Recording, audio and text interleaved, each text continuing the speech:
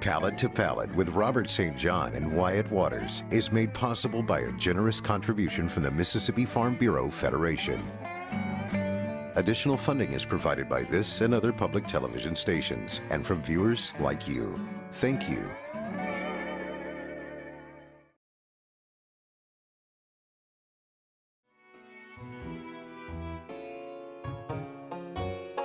If you're going to Starkville, Mississippi, and you're going to milk a cow, you can't wear Converse. Can't wear your Chucks, can't wear your Jacks. So what do we wear? Had to got some boots. Man, I got some boots. Right. We put them on. Mine didn't fit. But mine fit you, and yours fit me. You were nice enough to trade. The shoe was on the other foot. What a great day. We milked a cow.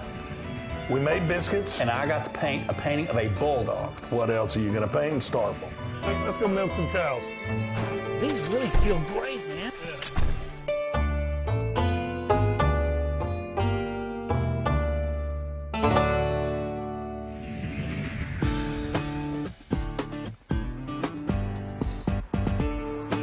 We've been doing this a long time. Yes, very long time. And, you know, we started doing these things together. And if I remember correctly, at first it was mostly just to, like, give people something to come out and see what this book is. Right. Here's the dog and pony. And, I think the very first dual demo we did where you paint and I cook was right when Southern Palate came out. Would have been 2002, is that right? Yeah, and it was in the McRae's at North Park Mall. That's the one. Wyatt did a watercolor demo without any water. I don't know how you did it. And back then I was using some type of electrical cooking thing, and we blew fuses in McRae's department store, and it was a nightmare. And we had about 50 people there, and we had no idea what we were doing. And we've done it 150 times. I know. It was a promotional thing. We did that to kind of, as you would say, bring the book to life. Yeah, it started organically. We didn't, and then 3 weeks later the book was gone. We sold out, you know, like that. It was totally unplanned. And now we've done it all over the place since then. And because I'm gonna tell you, you won't find two bigger cheerleaders in this state than Wyatt Waters and me. I mean, we love this state. And the art that I do is done on location, and that means I'm painting Mississippi, you know. Yeah. We're just driving around. And I want people to go away from this thinking they've been driving around Mississippi, which is what we've been doing. Right. You know, driving around Mississippi. Oh, that's great. I love that. And driving around Mississippi and stopping and eating. Yes. And experiencing and talking to the people. I love. Oh, that's good. The meat and the threes, the fried chicken, the catfish, the biscuits. So Starkville is really on the verge of just it's in a little small boom right now. It's a different town. I started here as a freshman in 1979, and it is night and day. I would visit in college, and it's very different. It's beautiful.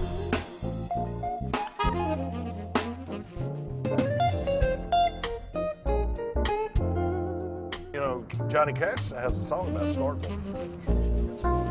He got thrown in the jail. You know, going to Starkville, you got to go to Mississippi State University. Mississippi State University Dairy. I'm sure there's a sign.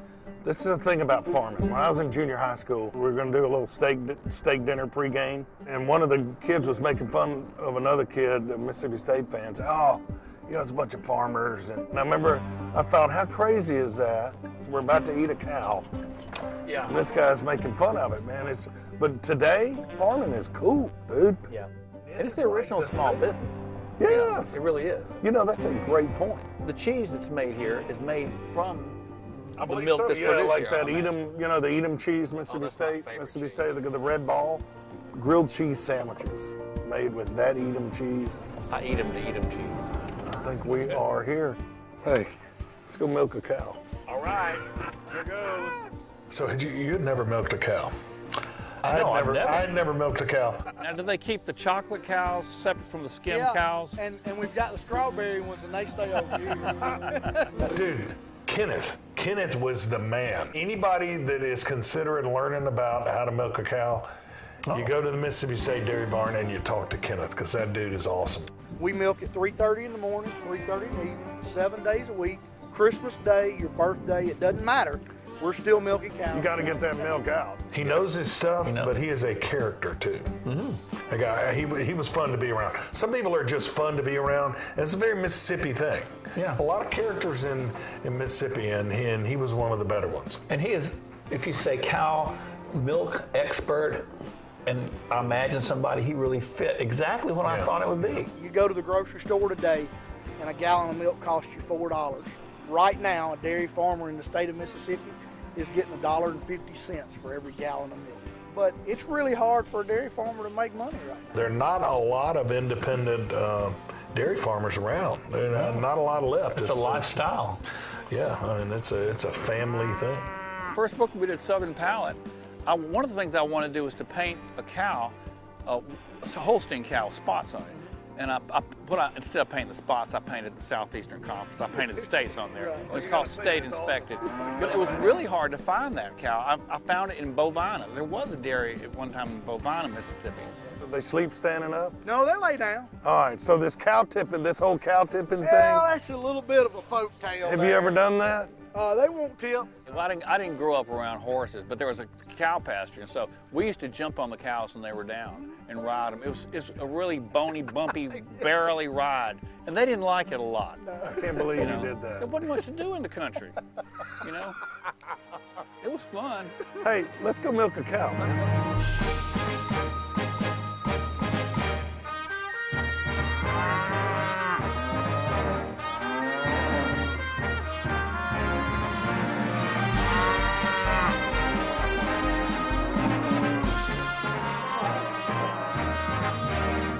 Here's the deal.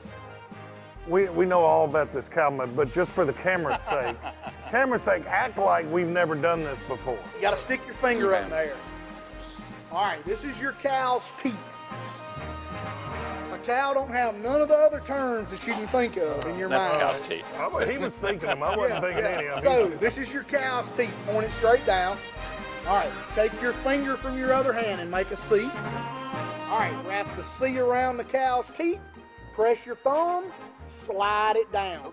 Now, you're not trying to pull it off and take it home as a souvenir, but you gotta gradually slide and squirt that milk out of that teeth. Okay. Think you can do that? I think I can do it. All right, well, the public now knows. Yeah, now the public knows how to do it. I know y'all knew that. We already knew that. We were just checking. Okay. All right, That's let's first base. go this way then.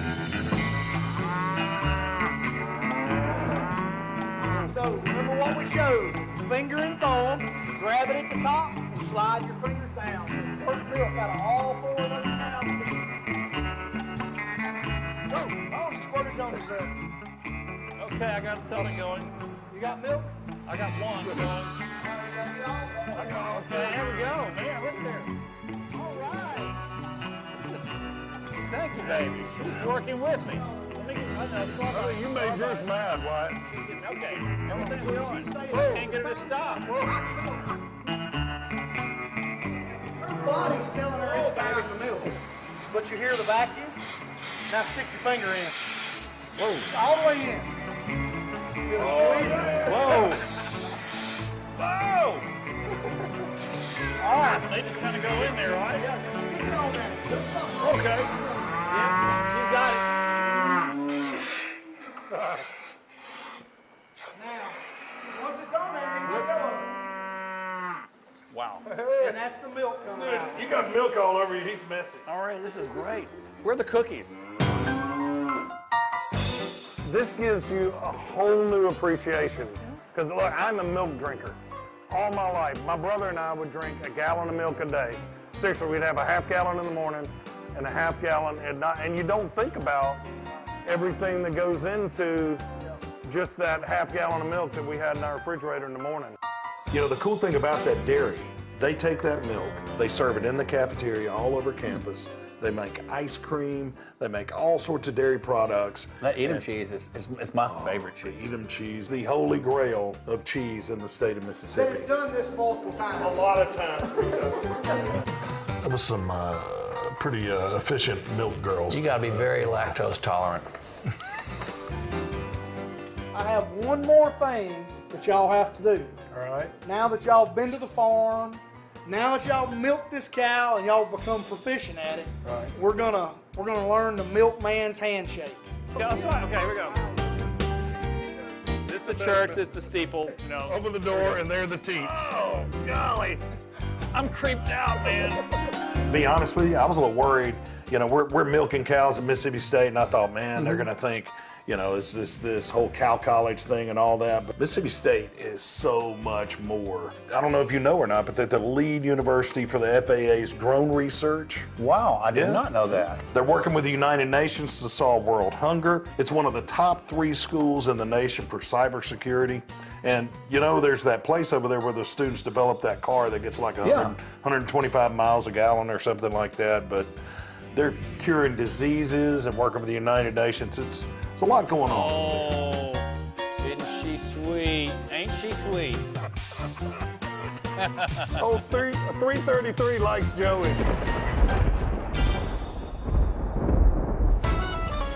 This entry will begin with Dear Dairy.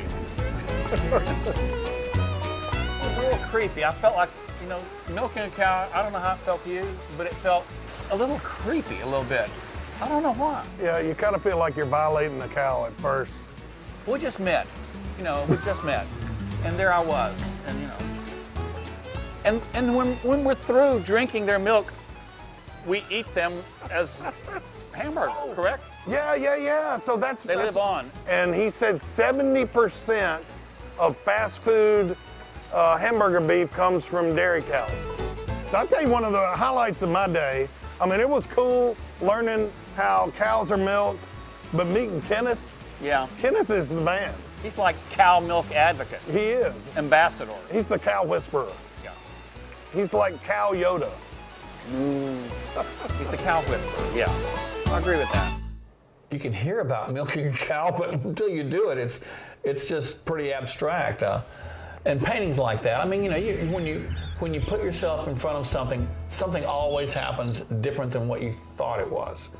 The cool thing is there are 3 bronze bulldogs on that campus, and you chose the one I'd never seen before. You always kind of choose a different angle and a different view, and you've got the eye, man. You see the world differently than everybody I know, and it's a way better perspective from your point of view. Well, thanks for that. But it's a bulldog town. It's a bulldog town. You know, a lot of communities can be defined by they have universities. They're the teams that play there. So the Bulldogs have been pretty hot. So I painted the bulldog. I painted Bully. Now your brother Drew's got a pretty cool story about Bully. He was Bully, you know, the mascot that dressed up in the bulldog suit.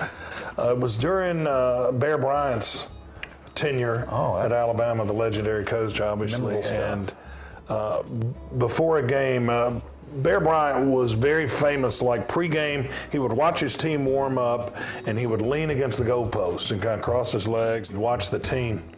And Drew kind of got on his hands and knees in the bulldog suit and hiked his leg on Bear Bryant. The Mississippi State crowd went nuts. It didn't go over too well. The president of the University of Alabama, he called the governor of Alabama. Then the governor of Alabama called the governor of Mississippi. And then Sunday night, the governor of Mississippi called the president of Mississippi State University. And then Monday morning, the president of Mississippi State University called Drew St. John, and he was not happy. He hiked his leg on Bear Bryant. I'll be dog. Coaching legend. What happens in Stark Vegas doesn't necessarily stay in Stark Vegas. Especially when you get urinated on. You know, I went to Mississippi State in 1979 as a freshman. Left Hattiesburg, drove up with 2 clothes hampers in my hatchback, and I'm going to tell you that campus has changed a lot since 1979. It's a beautiful campus, and I think with the landscape architecture department and a regular just architecture department, that has its influence on the community. You really do, and it's a beautiful place. It's well maintained, full of great people. Mark Keenum, the president there, is just super. Mark and Rhonda. I agree. They put the pieces together. Starkville's come a long way too. That whole cotton district, it had just started when I was up there, and you know, Dan Camp's influence, yeah. as Dan Camp says, you know, that was kind of the first of the new urbanist projects. Father of new urbanism, right there in Starkville, Mississippi, right. Dan Camp, before Andreas Duwani. And you can pronounce his name too.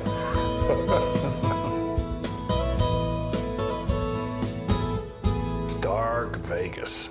You know how that got started? I have no idea. Somebody was really kind of tongue-in-cheek, self-deprecating thing that somebody started, I think, in about the early 90s, you know, Stark Vegas. And now it sticks. They actually use it in the marketing and everything. I mean, you'll watch a football game and then the announcers are talking about Stark Vegas.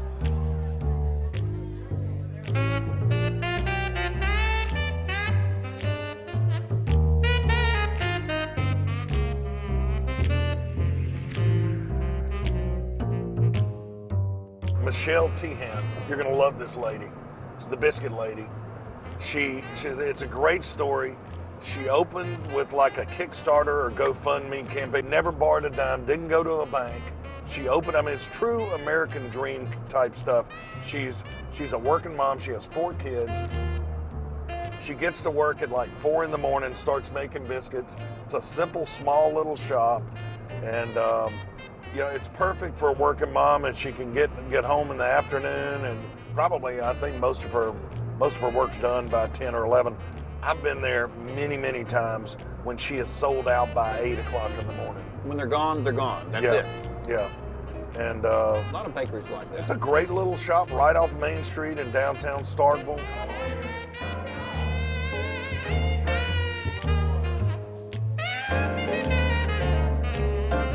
We've got 3 ingredients. We use a self-rising flour, we use Crisco, and we use buttermilk. That's it. Great. So, you know I don't measure a thing. I know you don't measure a thing. I do not I've measure been in here often, and I love Saturday mornings on football weekends, just hanging out with Michelle while she's too busy, and I shouldn't be in here talking to her. But Like this. now we're going to test 2 things. And I've got a lot of faith in your ability to teach how to make biscuits. I'm not sure how much faith I have in Wyatt's retention on how to make biscuits, but we're going to find out. So, folks, here we are. This is a momentous occasion. Wyatt Waters is about to make biscuits from scratch. This is going to be good. It's gonna be fantastic. Okay, I know. Shake it off. You ready? I'm ready to go. All right, Maestro. so let's get some self-rising flour in that bowl. This is so different than that canned biscuit that people have just, you know, adapted to, but it's not the same. It's not even close. No, it's just convenience, and you know, life is just not about convenience. So you probably have about 3 good cups in there, maybe a little more. And this is a cup. You measure with your I hands. know. Well, yeah, that's probably like 6 cups, really. Okay, now I grab this. Well, you want to break up these lumps first. Break up the lumps. That's right. Yeah. Right. So, not everybody's gonna have a sifter around their house, right? I don't. So grab a fork. Get rid of all those lumps and things. thought If you about do that. not do that, when you bite into this biscuit, you are going to have so many things of just flour. That's just Doing it like a pro. yeah. You have got this. I'm thinking about concrete when I'm doing this. She's got different flavors of biscuits. There's so many different ways to be biscuits. And she puts sprinkles on biscuits. She makes homemade Pop-Tarts. Dig in there. Get a. More. You will have to do a little more than that. Okay. But I'm gonna tell you, man, I am just a plain buttermilk biscuit guy. I want to put butter on it, and I'm gonna put fresh jam, jelly, or Me too. preserves on there. There you This is a go. little bit like milking cows. A little bit like milking Yes. cows. So basically now we have super clumpy flour. Yep.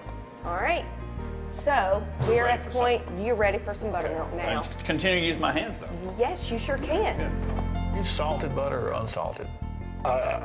I always use unsalted so I can regulate, but what I do, this is Robert's biscuit. Cut that sucker open, fold it out, butter on both sides, and then I put salt on it, and then the jelly and jam. I'm gonna tell you, it's amazing. I went 45 years without adding salt to a lot of things because I thought, well, that's sweet. It adds another kind of layer in the flavor I profile. agree. I like the salt on It's there. great. That's beautiful. Lumpy. Okay. Oh, I love it. Am I done?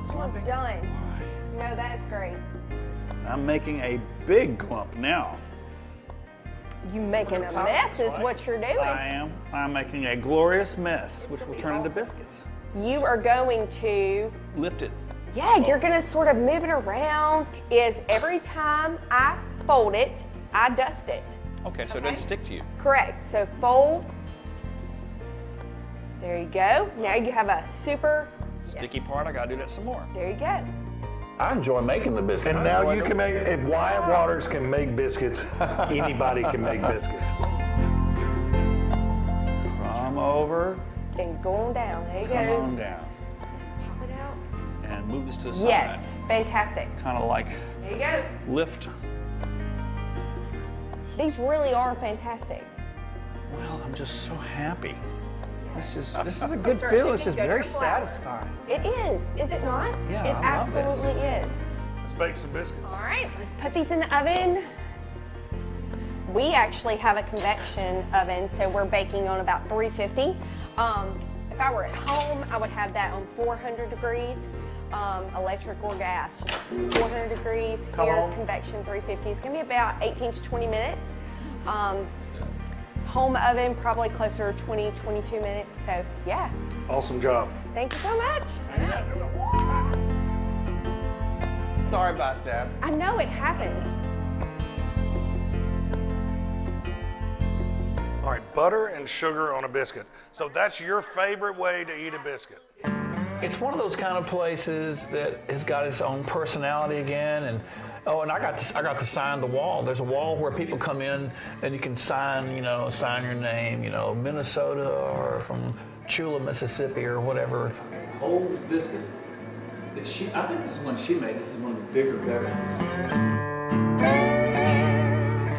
Actually, it's all celebrities. Yeah, well, and you know It's what? hilarious. A lot of Mississippi State coaches and athletes, and your Big honor. dad would be proud that you're on the wall with all those Mississippi State baseball players. I and made all the that wall. thing. Oh, that's right. That's what they were. But I drew a biscuit, so I drew a biscuit up there because you probably not be able to read my name anyway. But I did draw a biscuit, which can be so many different things. You have to know it's a biscuit to look at it. It's a biscuit. I've got to talk to the biscuit lady too, though, because your signature is in a prominent place, and mine is way down. Mine got signed like 2 years ago, and I got this little spot. I'm going to petition for better placement of my signature. I think you deserve that.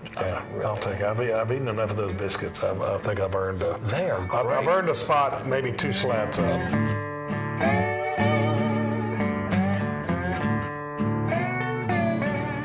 That was fun. I had a really good time. I made biscuits. You did I a made great biscuits. job making biscuits. I got to eat And them. so from now on, you're going to be making your Yes. own biscuits at home. Yes. No measuring? Flour power. Yes. Flour to the people. She had so much personality. Biscuit lady is awesome. That was her magic ingredient. I am a Michelle Tehan fan. I mean, I really am. She started a business. She didn't go to the bank. They did a Fund Me campaign. Didn't have to borrow any dough. Didn't. She works, 4 in the morning till, 10 or 11 till the biscuits run out. And they run out every day. And on the occasion they don't run out, she feeds the community. That's how awesome she is. She'll send them to the fire department or the police department or something like that. So Mississippi needs more Michelle Tehans. The first time I cooked from our cookbook. Yeah. And and we're working. We're first finished. one. Yeah, yes. And we're working on our 4th book now, and that's coming pretty late to the table there. But And now you make biscuits. yes, she had me at you don't have to measure.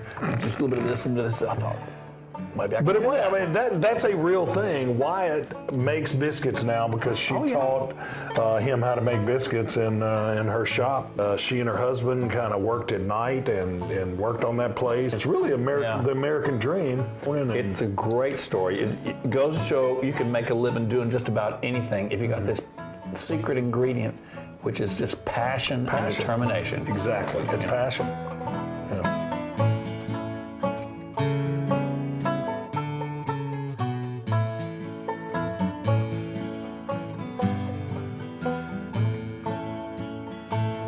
I just can't believe we get to travel around Mississippi and I get to paint sometimes more than I more than I ever dreamed. And I get to eat all this great food and hang out and listen to music. This is, you know, someone has to pinch me here because I can't believe we're doing this. Plus, we're putting this book together, which is very exciting. It's a tough job, but somebody's got to chew it. Thank you. I like that one. Yeah.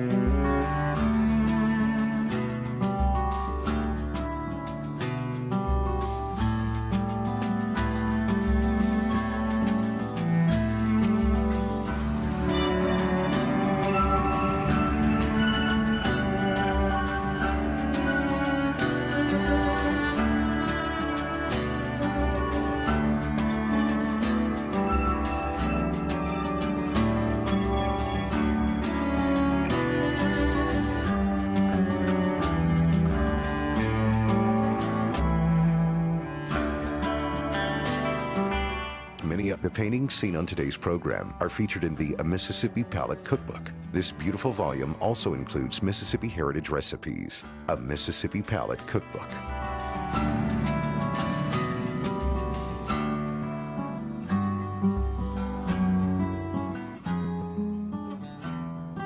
Palate to Palate with Robert St. John and Wyatt Waters is made possible by a generous contribution from the Mississippi Farm Bureau Federation. Additional funding is provided by this and other public television stations and from viewers like you. Thank you.